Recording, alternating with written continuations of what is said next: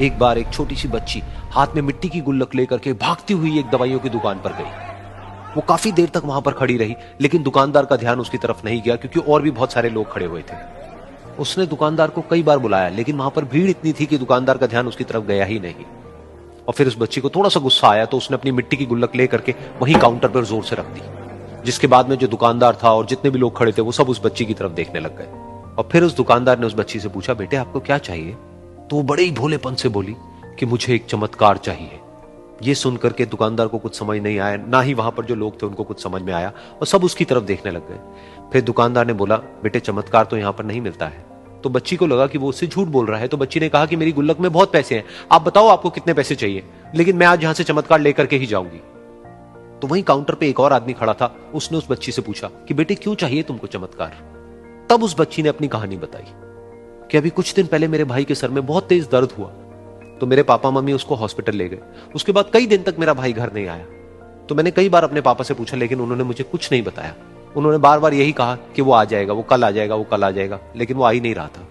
तो मैंने देखा कि मम्मी रो रही है, और पापा मम्मी को कह रहे थे कि उसकी दवाइयों के लिए और उसके इलाज के लिए जितने पैसे चाहिए उतने मेरे पास में नहीं है, अब उसको कोई चमत्कार ही बचा सकता है।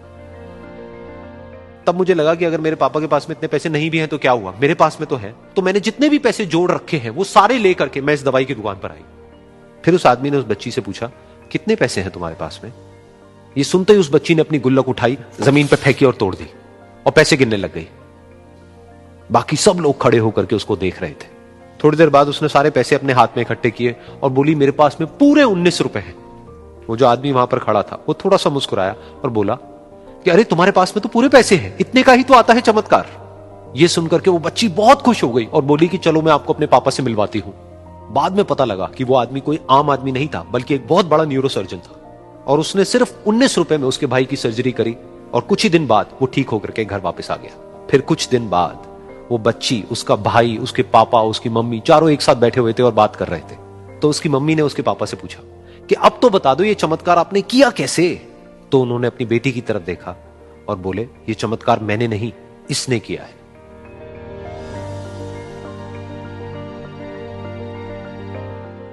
तो यहां पर एक बहुत बड़ी बात है जो हम उस छोटी सी बच्ची से सीख सकते हैं कि जिंदगी में कभी कभी ऐसा होता है कि हमको कोई रास्ता नजर नहीं आ रहा होता है और हम लोग हिम्मत हार जाते हैं। तब हमारे अंदर एक बच्चा होता है जो कोशिश करने से कभी भी पीछे नहीं हटता है।